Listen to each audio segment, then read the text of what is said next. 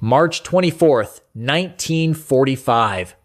22,000 feet above the German countryside near Kassel, Oberleutnant Franz Stigler sat in the cockpit of his Messerschmitt Bf 109, and he knew he was about to die. The fuel gauge showed empty. The engine sputtered, coughed, fighting for every last drop of aviation fuel that was not there. Below him stretched 50 miles of territory controlled by the Americans. Behind him, his own airfield was unreachable, and all around him the sky belonged to the enemy. Franz's hands trembled on the control stick. Not from the cold, though. It was brutally cold at this altitude. He trembled because he knew what came next. He had heard the stories. Every Luftwaffe pilot had. American fighters did not just shoot you down, they strafed you in your parachute. They circled overhead while you dangled helplessly. Easy target practice. The Americans were barbarians, his commander said. They showed no mercy to downed German pilots. If you bailed out over Allied territory, you were as good as dead. Franz looked down at the patchwork of fields and villages below. Somewhere down there were American troops, American tanks, American soldiers who had been fighting their way across Europe for months. Men who had seen their friends die. Men who had every reason to hate him. The engine coughed again, and this time, it did not recover. The propeller windmilled uselessly in the slipstream. Dead stick? No power. He was gliding now, nothing but a 30-foot wingspan and gravity. He could see an American airfield ahead, a captured Luftwaffe base now bristling with American aircraft.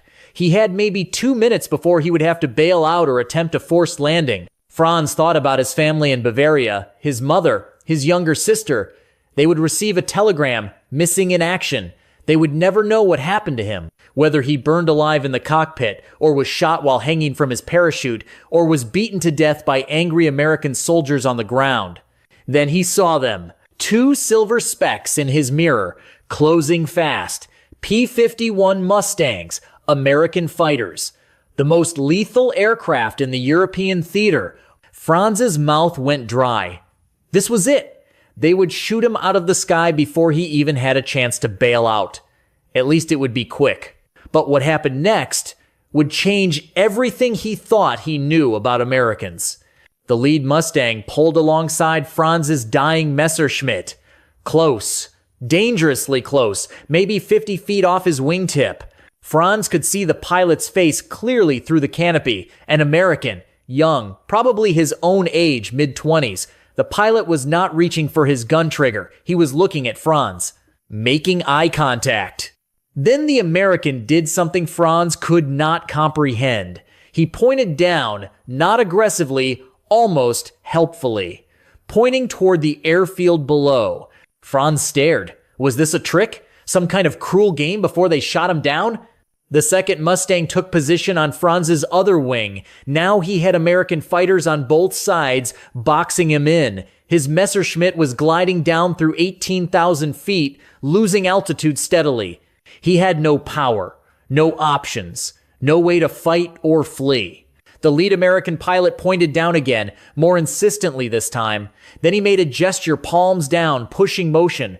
Slow down, land. Franz's mind reeled. They were helping him? Escorting him to an emergency landing? That could not be right. Nothing in his training, nothing he had been told about the Americans prepared him for this. His altimeter unwound through 15,000 feet. The airfield was directly ahead now. He could see the runways clearly, American aircraft parked in neat rows, crews working on the flight line. If he tried to land there, he would be captured. A prisoner of war. At the mercy of the Americans. Every propaganda film he had ever watched flashed through his mind. Stories of torture, of summary executions, of prisoners worked to death in labor camps. His commanding officer had told them it was better to die in combat than to surrender to the Americans. But he was out of options. The ground was coming up fast. The American pilots stayed with him, one on each wing, escorting him down like he was one of their own, through 10,000 feet, 8,000, 5,000. Franz's hands were slick with sweat inside his leather gloves. His heart hammered against his ribs. He kept waiting for the burst of machine gun fire that would tear his aircraft apart. It never came. At 3,000 feet, the lead American pilot rocked his wings a signal. Then he peeled off, giving Franz room to maneuver for landing. The second Mustang stayed with him, shepherding him toward the runway like a border collie guiding a lost sheep. Franz lowered his landing gear manually. The hydraulics were useless without engine power. The wheels locked down with a reassuring thunk. He lined up on the runway, fighting the controls of the dead aircraft, using every bit of his training to stretch the glide. The American fighter stayed with him until he was 50 feet off the runway, then pulled up and away. Franz's wheels touched concrete. The Messerschmitt bounced once, settled, rolled. He had no brakes, no power for the hydraulic system. The aircraft rolled and rolled, finally shuddering to a stop at the far end of the runway. For a moment, Franz just sat there, hands still gripping the control stick, breathing hard. Then he saw the jeeps racing toward him. American soldiers. This was it. The moment of capture. He thought about reaching for his sidearm, making a last stand, dying as a German officer should die. But something stopped him. Those American pilots had just saved his life. They could have shot him down easily. Instead, they had helped him land safely. Franz unbuckled his harness, pushed open the canopy, and raised his hands. The first American soldier to reach Franz's aircraft was a sergeant named Robert Hayes from Oklahoma. He climbed up on the wing, pistol drawn but pointed down, not at Franz. "Out," Hayes said in English. Then, surprisingly in broken German, "Raus, langsam," slowly. Franz climbed out of the cockpit, legs shaking from adrenaline and exhaustion. He had been flying for 3 hours. His flight suit was soaked with sweat despite the cold. He stood on the wing, hands raised, waiting for... What? A rifle butt to the face? Rough handling? Immediate interrogation? Hayes holstered his pistol. He reached out and steadied Franz as he climbed down from the wing. "Easy there, buddy," Hayes said. "You okay? Verletzt? Injured?" Franz stared at him. The American sergeant was checking if he was hurt, with genuine concern in his voice. "9," Franz managed. "Not injured." "Good. Come on, then." Hayes gestured toward the jeep, not roughly, almost casually, like Franz was a visiting pilot who had made an emergency landing, not an enemy combatant who had been bombing Allied positions for years. In the jeep, Franz sat between two American soldiers. Neither pointed a weapon at him. They just sat there, human beings in olive drab uniforms, smelling of cigarette smoke and army coffee. One of them offered Franz a canteen, water. Franz hesitated, then took it. His throat was raw with thirst. The water was cold and clean and possibly the best thing he had ever tasted. "Danke," he said quietly. The soldier grinned. "You are welcome, pal." At the base operations building, they brought Franz inside into warmth, out of the March cold. An intelligence officer was waiting, Captain James Mitchell, a former college professor from Massachusetts who spoke fluent German. "Sit down," Mitchell said in German, pointing to a chair. Not a hard wooden chair in an interrogation room, a comfortable office chair. There was coffee on the desk, real coffee, and the smell of it made Franz's head spin. "You want some?" Mitchell asked, already pouring a cup. Franz nodded, not trusting himself to speak. Mitchell handed him the coffee hot, black, with 2 sugar cubes on the saucer. Sugar. Real sugar. Franz had not seen real sugar in months. Germany was starving, rationing everything, and here the Americans were giving sugar to a prisoner. "Those were good pilots who brought you in," Mitchell said conversationally, sitting down across from Franz. "Captain Joe Henderson and Lieutenant Charlie Brennan, 357th Fighter Group. They saw your engine was out and figured you might want to live through the day." Franz sipped the coffee. It burned his tongue. He did not care. Why? The word came out before he could stop it. Mitchell looked at him curiously. "Why what? Why did they not shoot me down? Why did they help me?" Mitchell seemed genuinely puzzled by the question. "Because you were defenseless. What kind of men do you think we are?" Over the next hour, Franz's entire worldview began to crumble. They took him to the POW holding area, not a cage or a cell, but a converted barracks building with bunks, blankets, and a working stove. There were a dozen other German prisoners there, all recently captured, all with the same stunned expression Franz felt on his own face. An American medic examined him anyway, despite Franz's insistence he was not injured. The medic checked his blood pressure, looked in his eyes, listened to his heart. "You are dehydrated," the medic said through an interpreter, "and you have got some frostbite starting on your fingers. We will get you fixed up." They gave him ointment for his hands, a wool blanket, a package of American K-rations, canned meat, crackers, chocolate, cigarettes. The chocolate was dark and rich and tasted like childhood, like before the war. Franz ate it slowly, savoring every bite. That evening, Captain Henderson, the pilot who had escorted Franz down, came to visit. He brought cigarettes and a thermos of hot soup. "Thought you might be hungry," Henderson said through the interpreter. "That was some nice flying, by the way. Dead stick landing in a Me-109 on an unfamiliar runway? Impressive." Franz did not know what to say. This American pilot was complimenting his flying skills. They had been trying to kill each other for years, and now Henderson was treating him like a colleague who had had some bad luck. Henderson pulled out a photograph from his wallet. A woman and 2 small children. "My wife Betty and my kids," he said. "Donna is 5. Little Joe just turned 3. You've got family?" Franz nodded slowly. "My mother. My sister. They will be glad to know you made it down safe," Henderson said. "Red Cross will notify them. You are a POW. Better than missing in action, right?" They sat in silence for a moment. 2 fighter pilots on opposite sides of a war, looking at family photos in the dim light of a POW barracks. "Listen," Henderson said finally, "I know what they told you about us. Probably said we would torture you, shoot prisoners, all that garbage. But that is not who we are. You are going to be treated according to the Geneva Convention. You will get medical care, food, male privileges. And when this war is over, and it will be over soon, you will go home." Franz felt something break inside him. Not break, crack open, like ice thawing. "In Germany," he said carefully in broken English, "they tell us Americans are animals." Henderson laughed, but not unkindly. "Yeah, well, they told us you guys eat babies for breakfast. Propaganda is a hell of a thing, is it not?" Over the next 3 weeks at the temporary POW camp, Franz witnessed something that challenged everything he thought he knew about America and Americans. The food was adequate, not luxurious, but consistent. K-rations, powdered eggs, canned meat, the same food American soldiers ate. When the Red Cross parcels arrived, prisoners got first pick.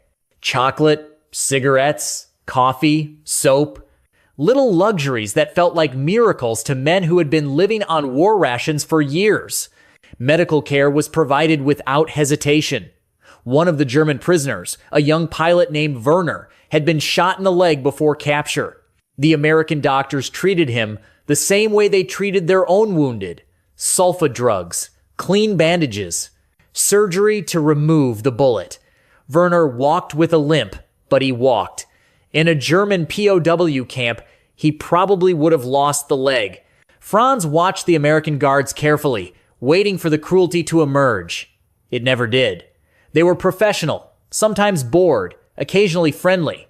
One guard, a kid from Nebraska named Tommy, taught Franz American baseball terms. Franz taught Tommy some German curse words. They laughed together.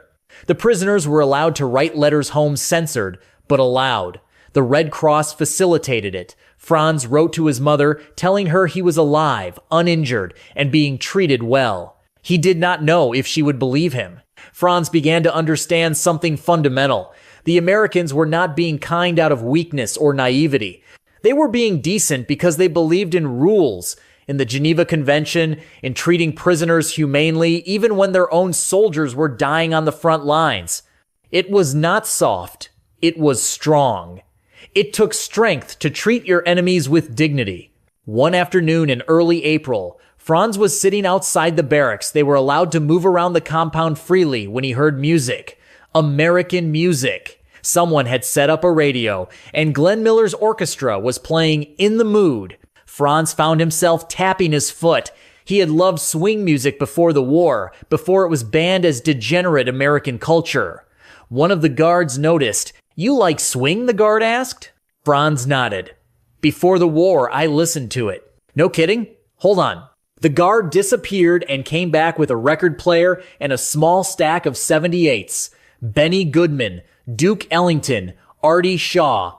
He set it up in the barracks common room. There you go, the guard said. Enjoy. That night, German POWs and American guards sat in the same room, listening to jazz, tapping their feet to the same rhythm. The war had not ended. Men were still dying. But in that moment, they were just people who liked music. Another incident. A new prisoner arrived, a Luftwaffe pilot named Klaus who had been badly burned when his plane was hit. His hands were wrapped in bandages, his face scarred. He was bitter, angry, still full of Nazi propaganda. They will kill us all eventually, Klaus said darkly in German. They are just fattening us up first. Franz shook his head. No, they will not. They are not like that. You have been brainwashed. I have been treated like a human being, Franz corrected. Maybe for the first time in 5 years. Klaus did not believe him.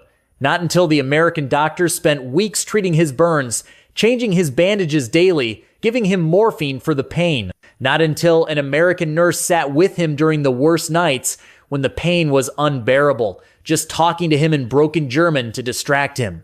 Klaus's hatred crumbled slowly, like a fortress undermined from within.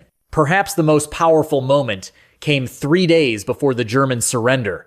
Captain Mitchell, the intelligence officer, gathered the POWs together. The war is almost over, he said in German. You will be going home soon. But I want you to understand something. When you get home, Germany is going to need rebuilding. It is going to need men who understand that the Nazi way was wrong, who can help build something better. I hope you will be those men. Franz realized then that the Americans were not just winning the war. They were thinking about the peace, about what came after, about rebuilding their enemies into allies. It was a longer vision than any German general had ever shown.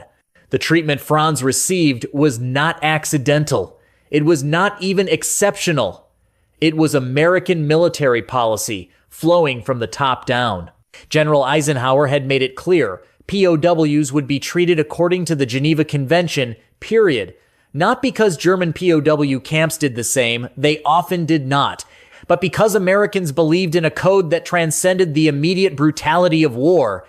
This was not naivety, it was strategy. American leadership understood that how you treat defeated enemies determines what kind of peace you can build. Every well-treated German POW was a potential ally in the Reconstruction. Every act of American decency was a counterweight to Nazi propaganda. The numbers tell the story. Of the approximately 380,000 German POWs held in the United States during World War II, the survival rate was over 99%. In German POW camps holding Soviet prisoners, the survival rate was around 40%. In Japanese POW camps, it was even worse. This was not because Americans were soft. American soldiers died liberating Europe. They saw the concentration camps. They had every reason to hate, but they followed a different code. It came from American culture, the belief that even enemies have rights, that the rules apply even in war, that how you fight matters as much as whether you win. Franz kept a diary during his captivity. It is preserved now in a German military archive. The entries chart his transformation. March 24th. Captured by Americans. Expected death. Received coffee and blankets instead. Cannot understand this. March 30th. The guards treat us like soldiers, not animals. One shared his cigarettes with me. His name is Tommy. He has a farm in Nebraska. April 10th. We listened to American music tonight. I had forgotten what it felt like to simply be young, to enjoy something beautiful. The war seems very far away. April 28th. Germany has surrendered. We will go home soon. I do not know what I will find there, but I know now that everything they told us about the Americans was a lie. They are not monsters. They are men who believe in something larger than themselves. Decades later, in interviews, Franz would say, "Those American pilots saved my life twice. Once when they escorted me down, and once when they showed me that not all of humanity had been consumed by the war. They gave me hope that the world could be better. He was not alone. Thousands of German POWs came home with similar stories. In the years after the war, they became voices for reconciliation, for democracy, for building bridges between former enemies. Between 1943 and 1945, American forces captured approximately 3.8 million German soldiers. The vast majority were treated according to Geneva Convention standards. POW camps in the United States even offered educational programs. German prisoners could take classes, learn trades, prepare for life after the war. Compare this to the Eastern Front, where Soviet and German forces fought with apocalyptic brutality, or the Pacific Theater, where surrender was often not an option on either side. The difference was not just moral, it was strategic. By 1946, the United States was already thinking about the Cold War, about building Western Europe into a bulwark against Soviet expansion. West Germany needed to be an ally, not a defeated enemy nursing grievances. Every German POW who came home saying, "The Americans treated me fairly," was a brick in that foundation. Franz Stigler was repatriated to Germany in August 1945. He found his mother and sister alive in Bavaria, living in a half-destroyed house but alive. His father had died on the Eastern Front. His hometown was rubble. He used his skills as a pilot to work for a commercial airline in the 1950s, flying for Lufthansa as Germany rebuilt. He never forgot those 3 weeks as a POW or the American pilots who had saved his life. In 1961, Franz immigrated to Canada. He became a successful businessman. He raised a family. He lived a long, peaceful life. But he never stopped thinking about that moment at 22,000 feet when the American Mustangs pulled alongside his dying aircraft. He tried for years to find Captain Joe Henderson, the pilot who had escorted him down. He wrote letters to American veteran organizations, searching. Finally, in 1989, they connected. Henderson was retired, living in Florida. They arranged to meet. When Franz saw Henderson for the first time in 44 years, he wept. Two old men, former enemies, embracing in an airport terminal. "Thank you," Franz said. "Thank you for giving me my life." Henderson, characteristically modest, just shrugged. It was the right thing to do. They remained friends until Henderson's death in 2001. Franz spoke at his funeral, telling the story of the day an enemy became a wingman, a captor became a savior, and propaganda crumbled in the face of simple human decency. Franz's story was one of thousands, but the cumulative effect was profound. By treating POWs humanely, America did not just win the war, it won the peace. The Marshall Plan, which rebuilt Western Europe, only worked because Germans were willing to accept American help. And they were willing because their experience with Americans, even as enemies, had shown them that America could be trusted. West Germany became a crucial Cold War ally, a democracy, an economic powerhouse, a partner, not a defeated foe nursing resentment. Japan followed a similar path. Italy, too. The Axis powers of 1945 became the democratic allies of 1955. That transformation did not happen automatically. It happened because American policy, from the infantry squad level to the Pentagon, emphasized treating enemies with a baseline of human dignity. It was strategic brilliance disguised as simple decency. In a 1995 interview, Franz reflected on what that experience taught him. "I learned that propaganda is a poison. Both sides told lies about each other. But the difference was, when I met Americans face to face, their actions contradicted their propaganda. They showed me through their behavior that human beings could choose to be decent even in the midst of terrible war. That choice, that is what separates civilization from barbarism." Franz's children and grandchildren grew up hearing the story. His grandson became a German Air Force pilot and later served alongside American pilots in NATO exercises. The cycle had come full circle, enemies to captors, to allies, to partners. Before his death in 2008, Franz returned to the airfield in Germany, where he had made that emergency landing. It was a civilian airport now, peaceful. He stood on the runway and remembered that March day in 1945 when he thought his life was over. "I died that day," he said quietly. "The man who believed all the lies, who hated without knowing why he died. And I was reborn as someone who understood that our common humanity is stronger than our temporary enmities. Franz Stigler's story is not just history. It is a lesson about the long-term power of treating enemies with dignity. Think about it. Those American pilots had every reason to shoot Franz down. They had lost friends to the Luftwaffe. They were in the middle of a brutal war, but they chose a different path. They chose to see a defenseless pilot, not a Nazi enemy. They chose to help him land safely before capturing him. That choice rippled outward. Franz became a voice for reconciliation. He raised children who grew up believing in German-American friendship. His story influenced how people thought about former enemies. Multiply that by thousands, every German POW who came home with a story of American fairness, of medical care, of simple respect. Each one was a seed planted for the post-war peace. This is what separates sustainable victory from temporary domination.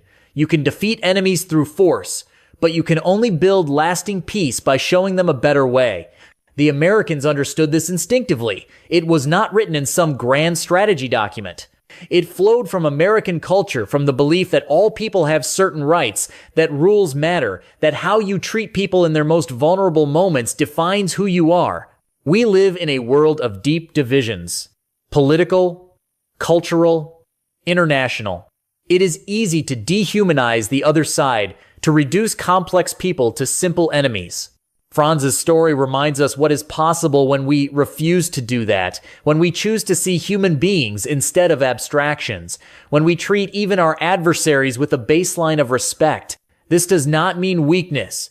The Americans were not weak, they were winning the war. But they understood that strength includes restraint, that true power means following rules even when you do not have to, that building the future matters as much as winning the present. In our current conflicts, military, political, social, we could use more of that long-term thinking, more willingness to see that today's enemy might be tomorrow's partner, more understanding that how we treat people in defeat determines what kind of world we build in victory. Franz's grandson, a German Air Force pilot, now flies alongside American pilots in NATO. Former enemies, now allies. That is the legacy of treating a powerless enemy pilot with dignity in March 1945. Franz Stigler climbed into his Messerschmitt on March 24, 1945, expecting to die as an enemy of America. He landed as a prisoner, yes, but also as a man who had discovered that propaganda was lies, that enemies could be decent, and that even in the darkest moments of history, human beings could choose to be better than the worst in themselves. He did not find the monsters he had been promised. He found men who believed that even in war, there are lines you do not cross, rules you follow, standards you maintain. That was not just American military doctrine, that was American character. And it changed the world. Do you have a family story of World War II, of moments when enemies showed unexpected humanity? Share it in the comments. These stories matter. They remind us what is possible. Thank you for watching.